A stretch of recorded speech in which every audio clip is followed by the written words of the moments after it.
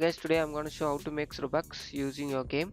So before going to the video, please turn on the CC for subtitle.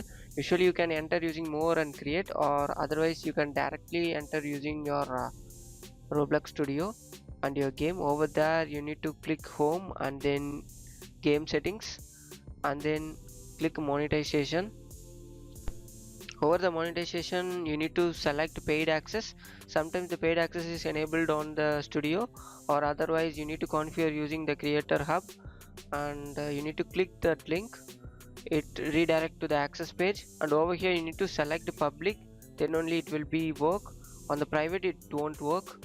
So over here you can set your Robux and you can see your earning, and once it's done you need to save the change.